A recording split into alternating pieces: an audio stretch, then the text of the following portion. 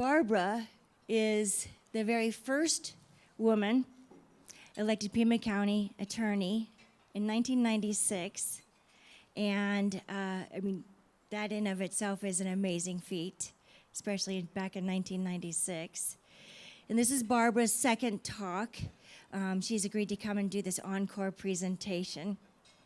And the cool thing about Barbara is Barbara has spearheaded and put in place many programs for women and children and keeping the bad guys off the streets. And I think that a lot of the programs that we take for granted here in Pima County are to be thanked. Barbara is the one that should be thanked for many, many, many of those programs. I'm not even going to go along with the list because it's about 5 pages, 10-point font. So with no further ado, I'm going to introduce to you Pima County's greatest, Barbara LaWall.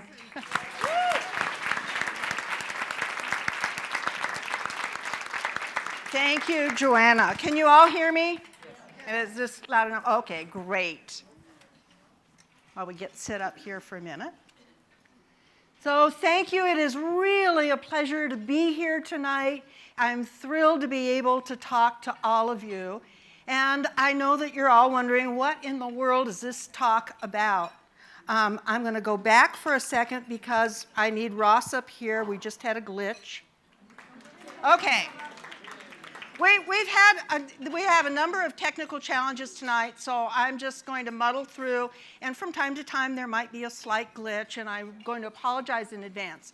But what is this talk about? Well, you asked. The talk is about becoming Annie Oakley. Okay, I'm going to talk to you about leadership tonight. I'm going to talk to you about a number of women in the community who are leaders, about why it's important to have women at the top in leadership positions, and I'm going to talk a little bit about the changes that I have made as a woman in my position with my leadership in the county attorney's office. So why Annie Oakley? And why would anyone in the world want to become her? Well, to understand why this is my title, let me tell you a little bit about this truly amazing, amazing woman.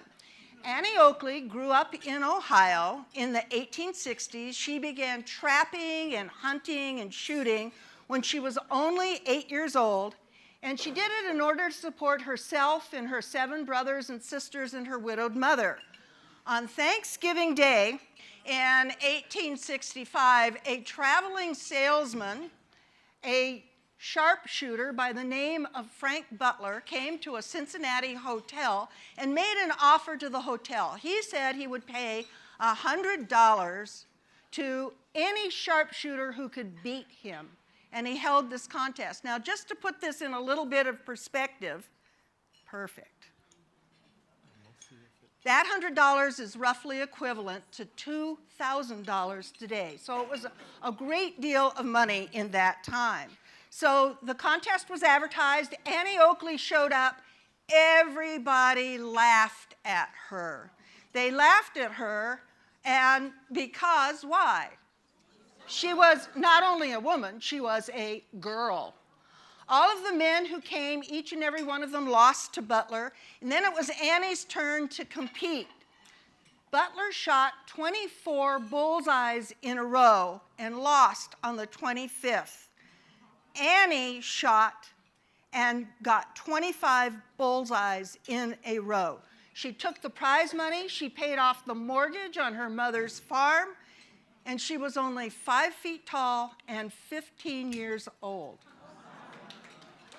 All 5 feet of Annie had this amazing, amazing talent. Her sharpshooting led to a rise in fame on her part and a role in the Buffalo Bill Wild West show. And it propelled her to become America's very first female superstar. And so much so that she inspired a television show, she inspired a Broadway musical, several movies, songs about her phenomenal spirit and her incredible talent, and not to mention a very coveted lunchbox that I had to have in the 4th grade. Annie's most famous trick is absolutely amazing. She was able to repeatedly split a playing card on its side, edge on, and then put several more holes in it before it hit the ground. She did it with a .22 caliber rifle at 90 feet. Now, I'm not suggesting that we all become sharpshooters, but anyone who's interested in a leadership position should channel a little bit of Phoebe Ann Moses, and that was Annie Oakley's real name. Because at a time when women were considered to be far less capable than men in every area, Annie found something that she was absolutely passionate about, and she perfected it. She surpassed all the men in her field. So I'm going to spend the rest of my time this evening talking about why there aren't more women at the top and why there should be, and how having a woman at the top has benefited the county attorney's office. So let's take a little test. There are 198 world rulers, heads of state in the world. Just shout out what you think your answer is. How many of these do you think are women? 6. Okay. Today, there are only 15 heads of state are women. These are women who are at the top in the world, and they all fit on this one slide. These are women whose personal passion has led them to the top. So let's pause for a moment. Let's imagine a different world. Imagine a world where there are 198 rulers and heads of state, and 183 of them are women and only 15 are men. Would the world be different? Yeah. Gender is clearly the most restricting force in all aspects of our life. The U.S. has never had a woman president or vice president, and compared to other democracies, we've been slow to elect women in high places. Although we think of ourselves as leaders and being progressive in the world, 26 countries have granted women the vote before the United States ever did. Well, it's not as though women have never decided to run for president. 35 of them have tried, but that's only 35, including Wonder Woman. And most of the women who've run for president are virtually unknown. They merit obscurity because they ran for things like the surprise party or the looking back party, and we don't remember who those women are. But although their candidacies may have very well generated some amusement, the women mounted platforms that speak to the American public, and they were courageous in deciding to run. And as more and more of them accept the risk of running, the esteem that people hold for women rises. So who were the first trailblazers? I'm going to go through this very quickly. Margaret Chase Smith was the first woman elected to both the House and the Senate. Patsy Mink from Hawaii was the first woman of color in the U.S. Congress. Shirley Chisholm was the first African-American woman candidate to launch a presidential campaign. We have Patricia Schroeder in 1988, Elizabeth Doyle in 2000, Carol Moseley Braun in 2004, Hillary Clinton in 2008, and again in 2016. All of these women are prominent, respected, accomplished women who lost to men. Today, we are already making history because there's a record-breaking 6 women. Yes, that's deserving of applause. 6 women in the Democratic Party who have stepped up to run for U.S. president. That's record-breaking. But let's get this in perspective. In the 230 years, only 56 women have ever served in the United States Senate, out of 1,992 who have been senators. And don't forget, there are only 15 women in the world who are heads of state, who are prime ministers, presidents, and who run their country. The Congress that we have this year is the most diverse that we've ever had. There's a record 127 women who serve in the House of Representatives, 106 Democrats, 21 Republicans. That's roughly 24%. That's pretty good compared to what it used to be.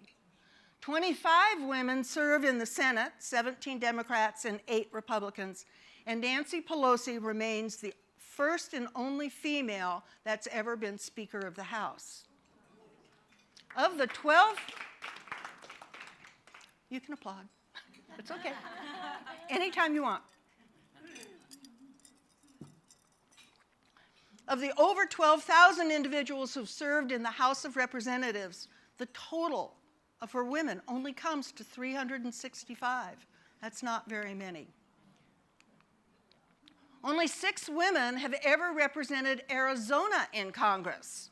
Isabella Greenway, Karen English, Gabrielle Giffords, Ann Kirkpatrick, Kirsten Sinema, and Martha McSally.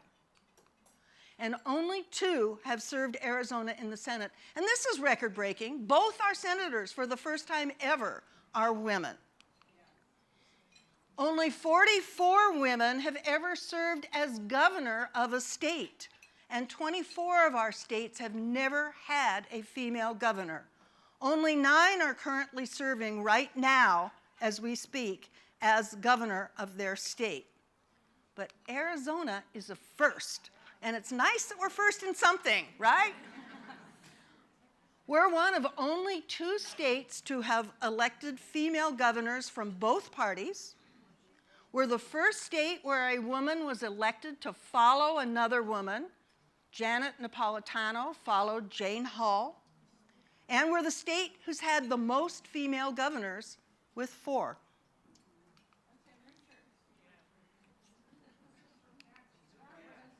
No, is that Ann, not Rose? Did I mess that up? I don't think so. I will check. Thank you for pointing that out. So we're 50% of the population, but we're not 50% of the positions of power. And these numbers tell the story with great clarity. The numbers are not moving. At the pace that we are going, it will be our great, great, great-granddaughters who may perhaps live in a world where women have equal parity with men. And I qualified that. We're not equal in the corporate or the business world either. Leadership is required at all levels in an organization, and leadership is most visible to people when it's at the top. Huffington Post touted 2016 marks a new high for the number of female CEOs, more female CEOs than ever before. Well, today there are just 25 women running Fortune 500 companies, just 25. Women make up almost 60% of the workforce, almost 60%, and only head 25 of the Fortune 500 companies. Well, here's the problem with that number, ladies.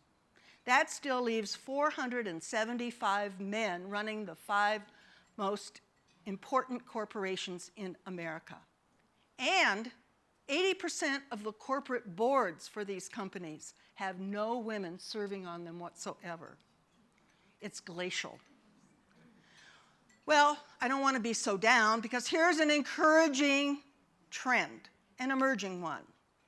In the span of a single generation, college and university enrollment has flipped. It's totally reversed. It's become predominantly female instead of male. It wasn't like that when I went to college. This is a good sign for gender equality, right? Maybe. The national trend for undergraduate enrollment is 57% female and 43% male. The new minority in college is men. There are now 2.2 million fewer men in college than there are women. However, there's a but here. Despite the fact that in academic enrollment, we've overtaken men, In medical school, 57%. In law school, 55%.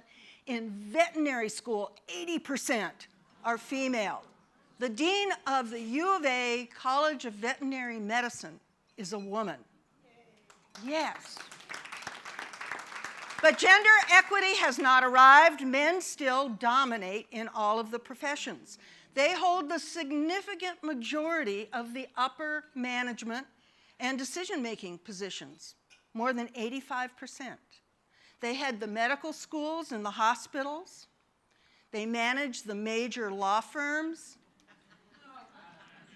They continue to hold the majority of the nation's judicial positions. This is the sad reality of the world. But wait, there's more. In the race to the top, men are still coming in first. They continue to earn higher salaries than women for the exact same positions. And this creates a significant gender pay gap. Women earn just 76 cents for every dollar men make, and that gap is even wider for women of color. Men are promoted with far more frequency than women. So what we're striving for as women is simply to have that same equality that men have and that men enjoy. So when 50% of the academia's presidents, department chairs, deans, full professors are women, when 20% are women of color, when 50% of the law firm partners are women, when 50% of the members of Congress are women, when 50% of the corporate boards have women on them, and when 50% of our corporations are headed and managed by women, then we will enjoy some equity and parity. But, so the question I'm asking now is, does this matter? Do we really believe it would definitely be better, it would be a better world if more women were in charge, if our countries and half our companies were run by women? Do we really believe that? Does the inquiry even matter? And I think the answer is a resounding yes, and I'm hearing you guys say that too. Well, here's one reason, just one, there are many reasons, but here's one why gender parity and equality for women is important, and it's a financial reason. It's one that men should totally appreciate and understand, because research shows that women in charge generate better returns for investors. Who knew? U.S. companies who have more women in senior management positions earned a significantly higher return on equity than companies with fewer women in the top spots. One study found that there was a 35% higher return on equity when a woman was in charge, and a 34% higher return to investors. Well, Mary Barra was appointed chairman and CEO of General Motors Company 5 years ago. She's the first and only female CEO of a major global automaker. And Bloomberg predicted that GM's company bottom line was going to shrink after her appointment. Well, surprise. Surprise to everybody, because it has not happened. The latest was last Friday, when it was announced and forecasted that GM is going to earn about $1 a share more this year than the analysts had previously predicted, under the leadership of Mary Barra. There are other reasons besides financial. Why is it important to have women in top leadership positions? Well, why is it important that we are equal? Why is it important that we are the same as men in achieving positions of power, authority, and control? Well, the answer, I think, is really clear. Because the struggles for freedom, for equality, justice, self-determination have often been fought and won because of inspired, passionate, and determined women. Each one has proven that one woman can make a difference. a big difference.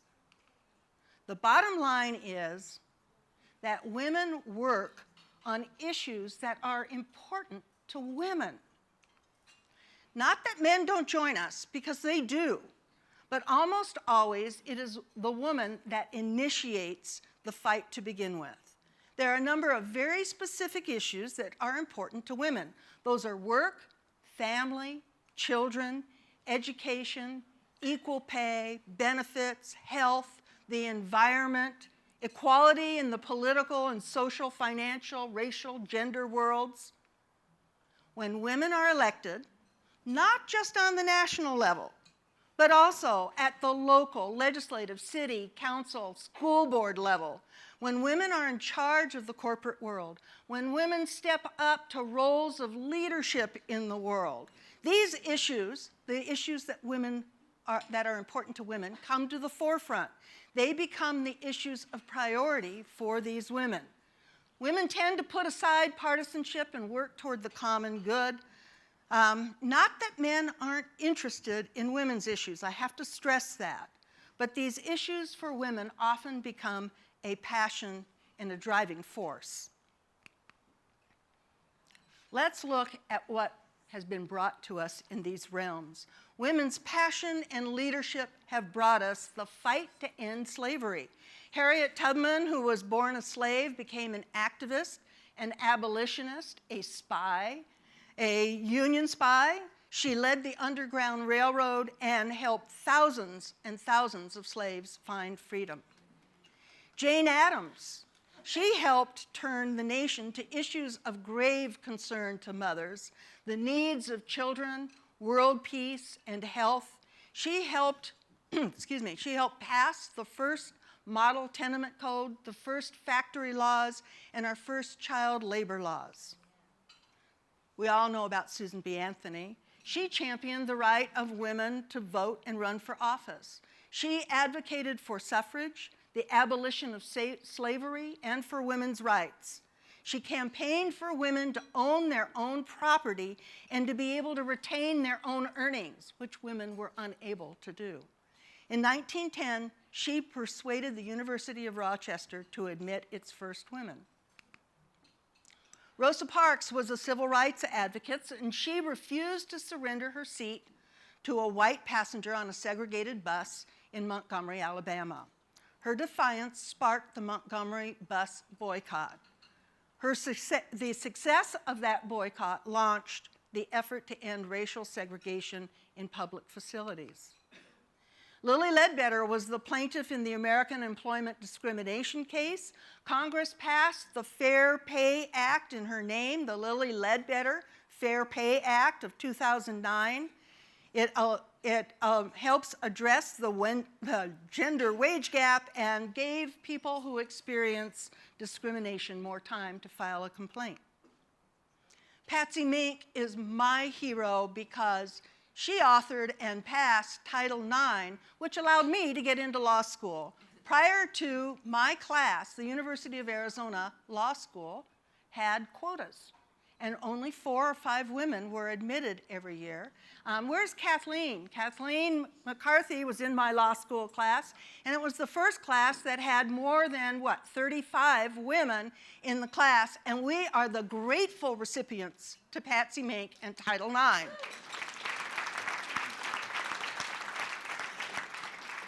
Margaret Sanger was a nurse and an activist and a sex educator. Her activism was influenced and prompted by the suffering of women that she witnessed who had too many frequent pregnancies and then had self-inflicted abortions.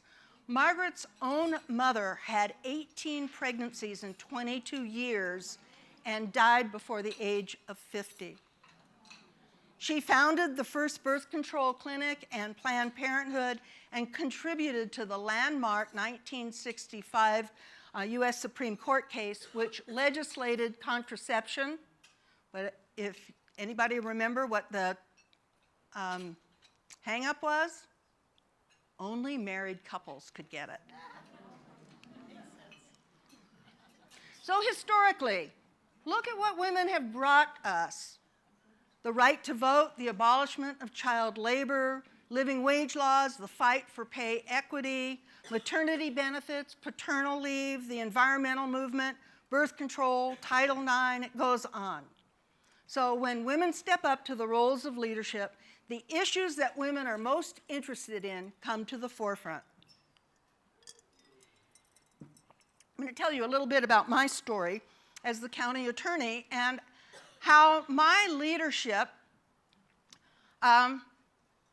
came to the forefront and how I was able to accomplish what my priorities were.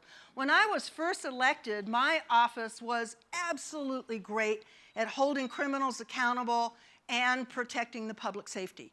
I guarantee you we still are.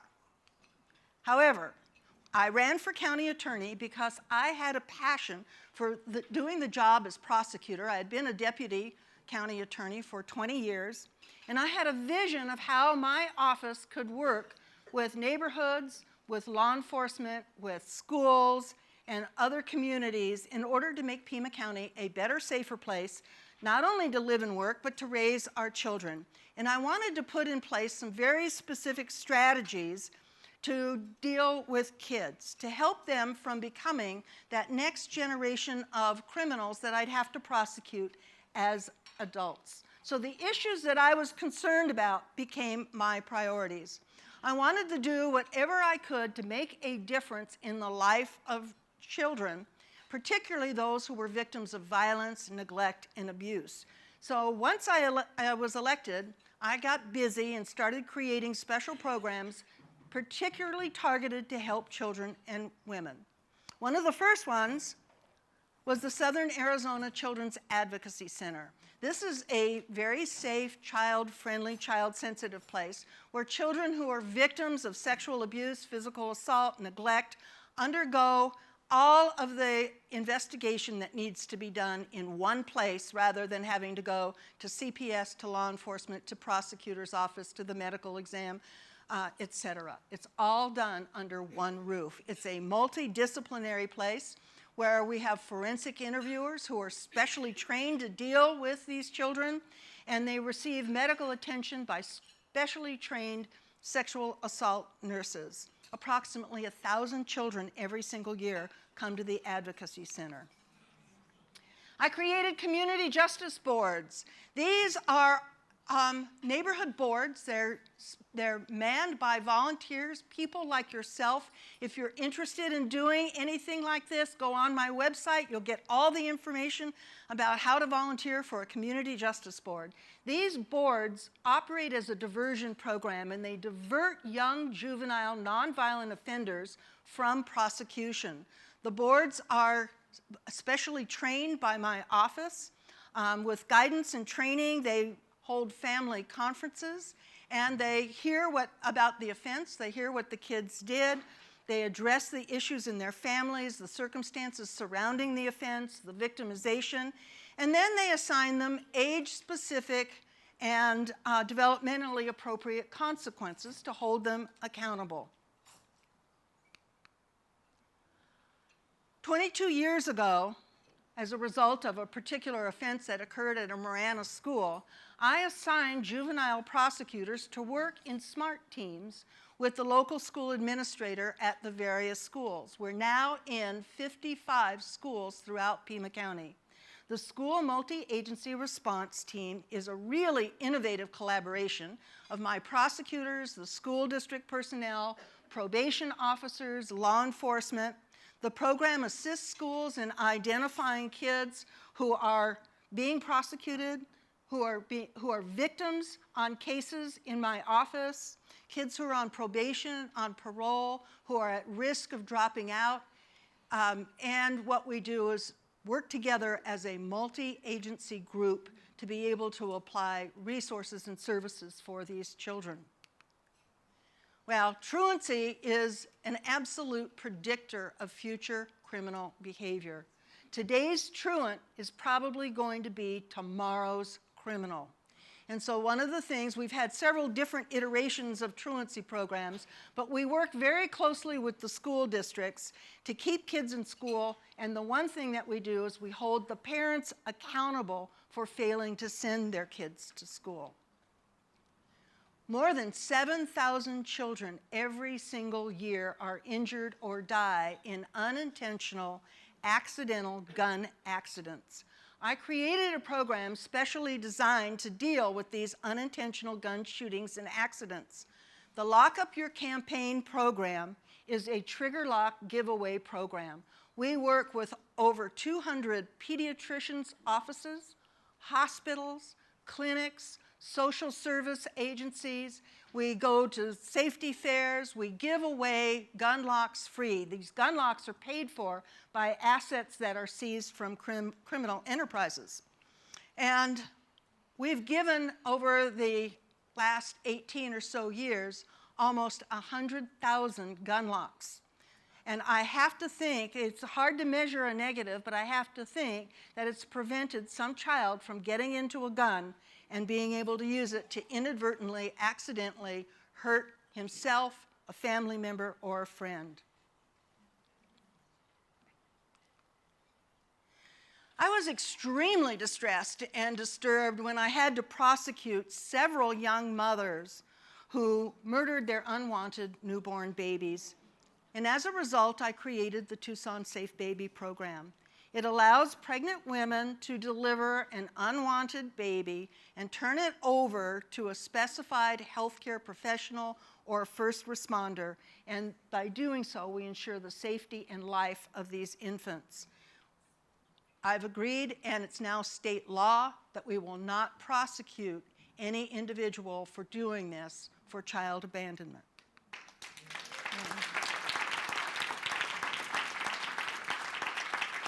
Another program I instituted that became law, and I'm very proud of, is the AMBER program. I first heard about it in Texas, and when I did, I said, we need this in Arizona. It was not a national law, and it was certainly not a state law. And I brought together all of law enforcement and the media broadcast folks, and I said, if we get you the information about a child who's been abducted immediately, would you put out a special alert to be able to let people know this is the car that we need to be looking for? And they said, absolutely yes. So because of my efforts and the leadership in this, the Amber Alert broadcast was created in Pima County. It ran for quite a while in Pima County. It became Arizona law. And then in 2003, it became the Protect Act of 2003, which created a national Amber Alert program. I'm very proud of that. So if any of you have ever testified in court for any reason, you know how terrifying, anxiety-provoking, and stressful it is to have to testify. And to help alleviate the stress for children, because this is really difficult for kids, and we have to put a lot of children, sadly, on the stand to testify, we created a Kids in Court program. This is an opportunity for kids to go into the courtroom, to have a hands-on, interactive experience where they get to play the role of the judge, the lawyers, the jurors, the court reporter, and they get to play around with a case like Goldilocks and the Three Bears, and they get to cross-examine their parents, and they love it. But it gets them at ease with the courtroom and the courtroom experience. And we also get to provide the parents with a lot of information about what is going to happen. But kids also, they experience a lot of stress when they have to come in and they have to give a statement to a total stranger, a forensic interviewer, about some horrific thing that happened to them. And so one of the things that I saw in another jurisdiction and I brought back was the Courthouse Dogs program, because research shows that dogs help alleviate stress and anxiety, they reduce blood pressure, and they make people more comfortable, and particularly children. And our dogs provide a kind of comfort and support to children and to vulnerable victims and witnesses. Their presence decreases emotional trauma. Now, this is Russell. He's a beautiful 2-year-old golden retriever in this picture. And we had him for a number of years, and unfortunately, Russell had to retire. These dogs are required to retire after 8 years. So we got Blake. He's a black lab, and we have Baja and we have Arrow. And they're all black labs. And they're all just wonderful animals. And they work both at the Advocacy Center and downtown in court. Funding for these courthouse dogs is obtained solely from assets seized from criminal enterprises. So,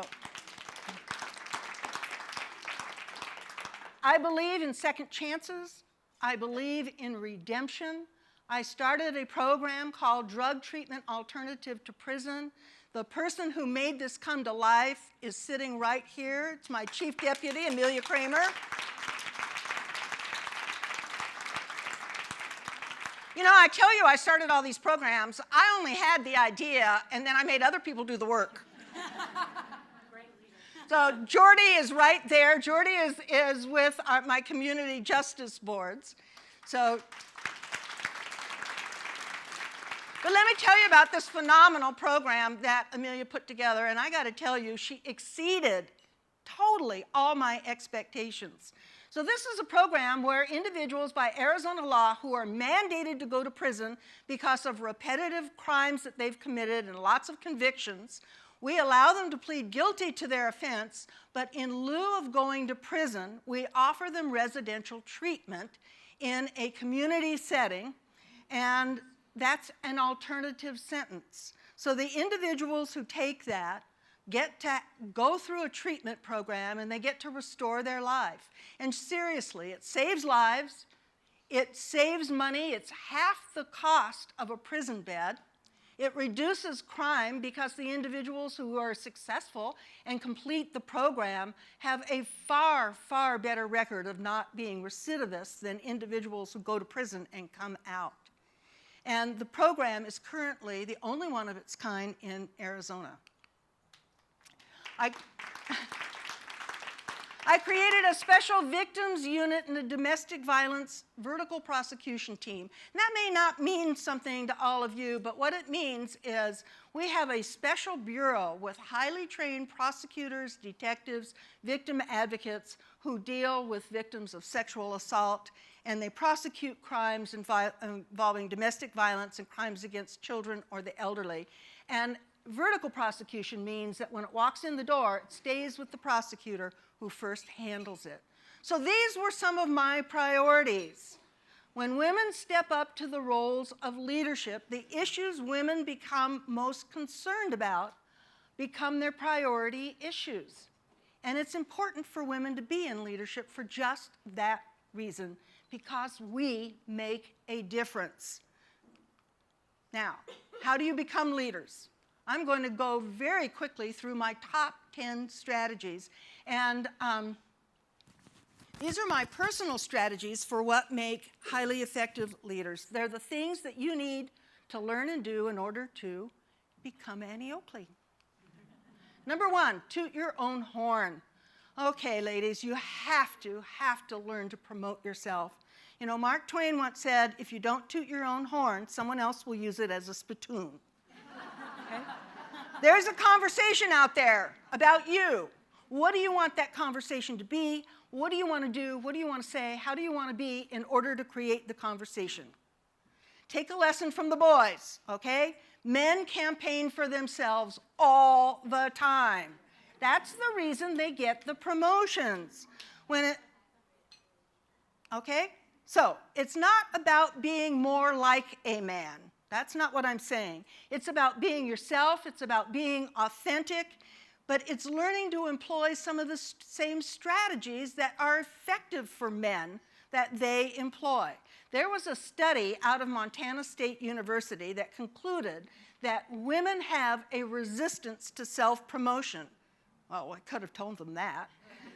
And they say it can be traced back to the way in which we're all socialized. We are socialized to be modest, humble, act like ladies, etc., and we're supposed to be demure and to stay away from publicly acknowledging our own achievements. That's according to the researchers, okay? But it's important to know how to put your best foot forward. It's important to know how to self-promote without self-deprecation. It's the art of bragging with style and grace. Okay, we've got a culture that rewards women for being submissive, quiet, modest, and humble, But for men, we expect them to take risks and to get out there and be assertive. The coach, I love this quote, the coach from the U.S. Women's World Soccer Cup champion was once asked, what's the difference between being a coach for a men's team and a women's team? And here's what he said. Men can have the worst game of their life, and they go out there, but they come back off the field and they brag about their accomplishments. Women, on the other hand, can have the very best game of their life, and then they come off the field and they kick themselves for a missed goal or a foul that was created. We can't do that. So when I first ran for office, I didn't know any of this. I was very reluctant to, quote, toot my own horn. I had to learn the art of promoting myself, and it was not an easy thing to do. I had to learn how to get out there, to address total strangers, to go up to them, to tell them who I was, what I was running for, ask them for their vote, and even more difficult, I had to ask them for their money. Not for a worthy cause, not for the Girl Scouts or for some other special agency, but for myself. So, don't believe the prevailing myth that you don't have to brag, that a good job speaks for itself, because it doesn't. You have to be a political candidate. You have to act like one. You have to put yourself out there. You have to learn to make yourself known and highlight your talents. I bet that there's a number of you who came in here tonight who sat with the people you came with or the friends that you know, and you haven't yet introduced yourself to others in the room. And there was a great opportunity to do that when we were out there. You have to learn to talk about what you're working on, what your accomplishments are. You have to produce results. But working hard does not necessarily get you noticed, okay? I'm going to an example from my office. I asked one of the women in my office to represent me at an organization and to give a talk. And what this organization, it was a women's group, what they wanted to hear is about her career and her accomplishments. She came back and she said, I was too embarrassed to talk about myself, so I talked about the office instead. Don't do that. I stole this number 2 one right from Sheryl Sandberg, who's the CFO from Facebook. Sit at the table. She talks about the importance of sitting at the table. She says unequivocally and emphatically, in order to be a leader, you must actually sit at the table. If there's a meeting of men and women and there's chairs around the outside, women tend often to sit on the periphery. So what's the message that you give when you do that? The message is, oh, I don't have anything important to say. You know, that my message isn't something that you need to hear. I'm not as important as the folks who are sitting at the table. And raise your hand, keep it raised. I was an English teacher before I became a lawyer. I learned that the boys would always raise their hand, miss, me, call on me. The girls would have to be called on. Why? Well, the boys weren't afraid to give a wrong answer or to give an answer that was silly or to get laughter from the class. Boy, they loved that. Girls, if they weren't certain about what they were supposed to say, would not engage. Negotiate for yourself in the workplace. That's a really important thing. Do not underestimate your own abilities. Men, almost 60% of them, when they enter the workforce, negotiate their first salary. Only about 7% of the women do. Ask for new responsibilities. Seek out projects and opportunities. Take the initiative. Just do it. And most importantly, men attribute success to themselves. Women tend to attribute it to other factors like, oh, I work hard, so-and-so helped me. They don't take credit. Take credit when credit is due. Believe in yourself and be confident. Well, this is way easier said than done, but I can tell you that every single woman in this room is just as talented and just as smart as a man. So why does this even matter? It matters a lot because nobody gets the promotion, nobody gets the raise if they don't think they deserve it and ask for it. Get and receive coaching on a regular basis. Now, I think it's absolutely critical to have a mentor. I hope you all do. I like to think about mentors in terms of coaching. Top athletes always have coaches. No matter how old they are or how long they've played, they never stop being coached. Think about it. Olympic athletes all have coaches, and they're at the top of their game. Opera singers have coaches. Meryl Streep has talked frequently about her acting coach. Why? Because these folks are always striving to get better. They're continuously refining and honing their skills, and they want that feedback. But don't ever take it personally. I love the quote, "You can't climb the ladder of success without someone looking up your dress," which is why I wear pants.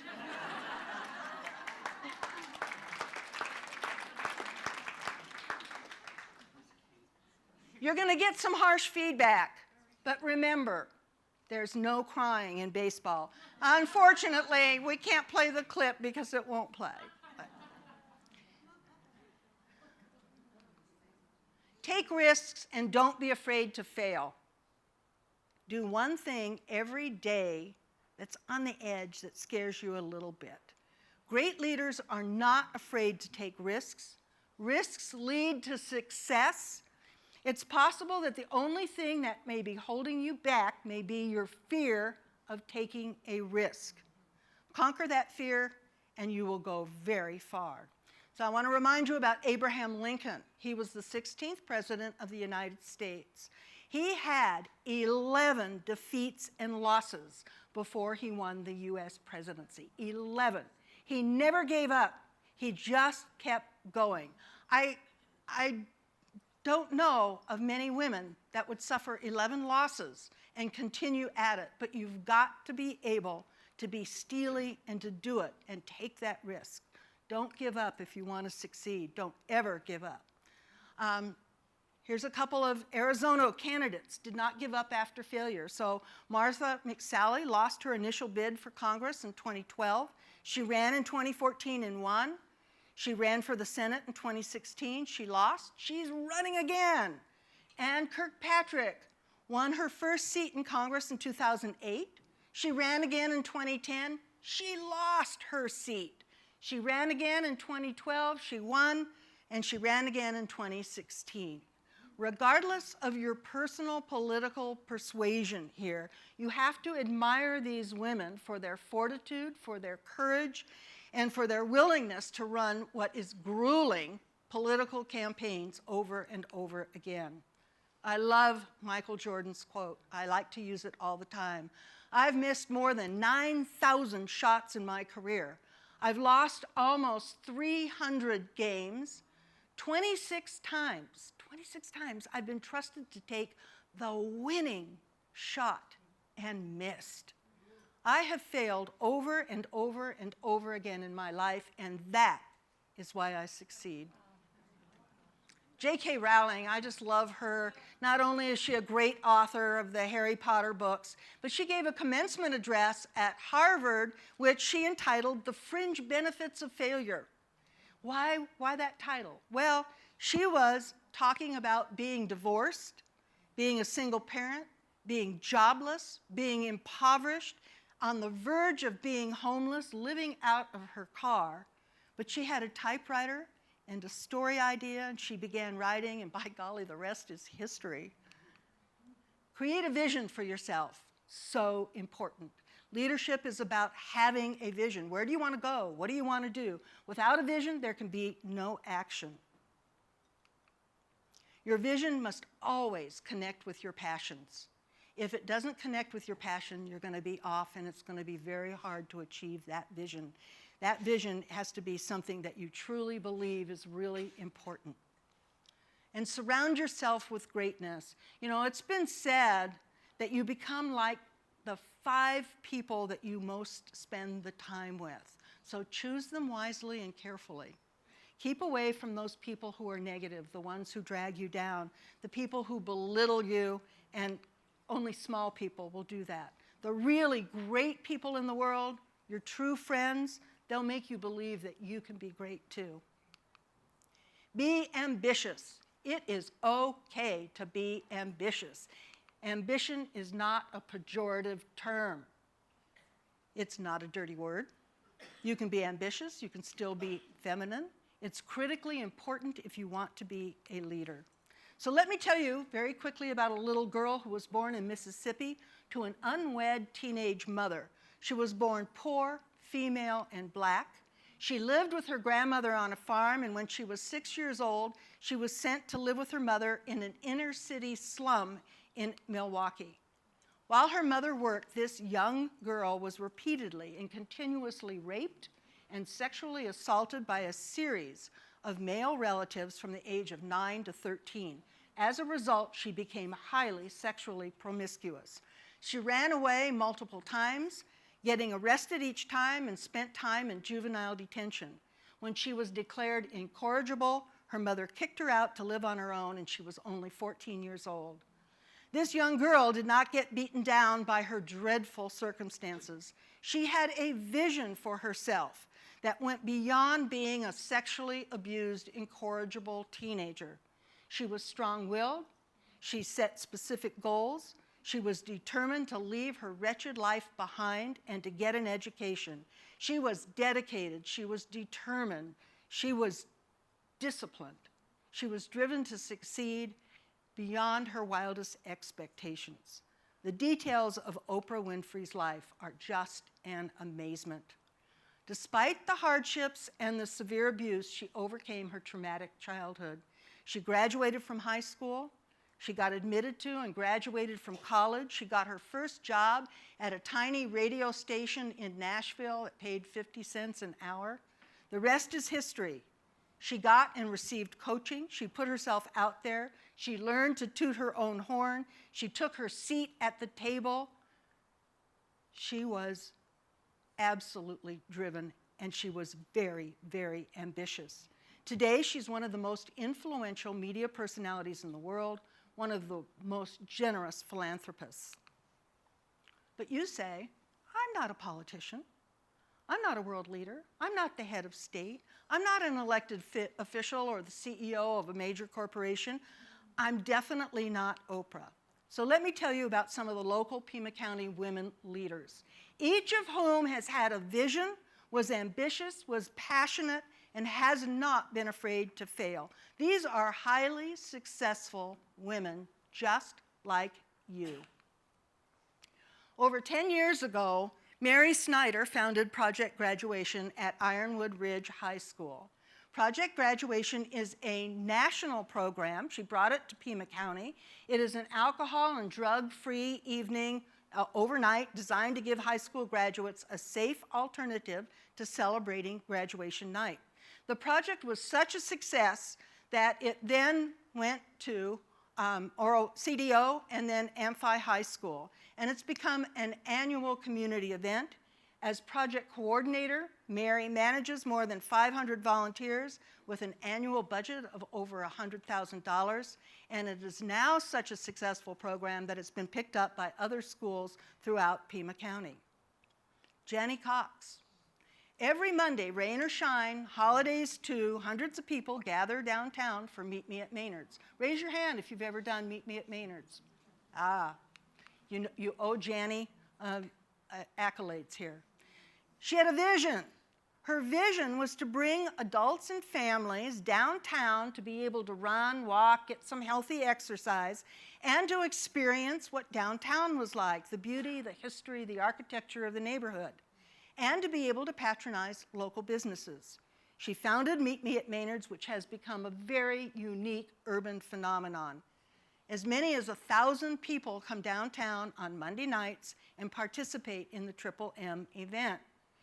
This free, healthy walk is now expanded to Wednesdays when you can walk with a doc, and a monthly Tai Chi class at St. Philip's Plaza. Cindi Gilliland is a professor at the U of A Eller School of Management. She created the Arizona Resource Connection in response to the growing need of a very large and growing refugee problem in Tucson. ARC provides services to the political refugees who've been resettled here. She has her students take the business and leadership skills that they learned at Eller outside the classroom to make a positive difference with the refugee community. The students run workshops, they teach people how to run their own businesses, they teach them how to refurbish bicycles so that they have transportation, and they even hold sports camps for their children. History in the making. Rahina is the youngest of 6 children born to immigrant parents. She was the first member of her family to vote, the first to graduate from college. She achieved 3 more firsts. In 2007, she became the first Latina elected to the Tucson City Council, the first woman to represent historic Ward 1, and last night in 2019, she became the first woman and first Latina elected to serve as mayor. You're never too young to be a leader. Shelby King is the president and founder of Tucson Summer Music, a free music program. She's made this into a 501c3. She teaches free music lessons to children aged 6 to 13 from low-income families. She has 30 to more volunteer teachers. She vets them, she auditions them, they do background checks. They are just phenomenal. And at the end of every summer, they give a recital. She was 19 years old. She organized and made this all happen free of charge to all these children while she was a student at Pomona College in California. Finally, the last one, help other women climb the ladder of success. As every climber knows, and I'm going to point out my good friend Martha Gilliland, no relation to Cindi, by the way, who has climbed Mount Kilimanjaro and summited twice and climbed to base camp at Mount Everest. She knows firsthand that having a seasoned guide, someone who knows the different routes and the terrain, can make all the difference in the world.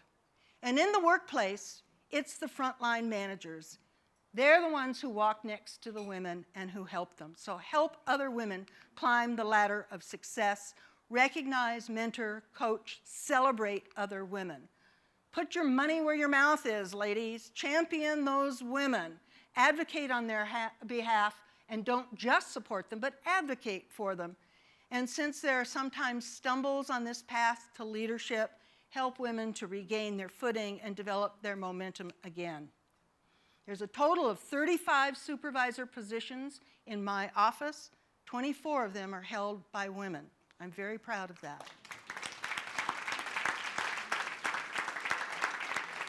So here's, in Annie's own words, in her own words, here's how you become Annie Oakley.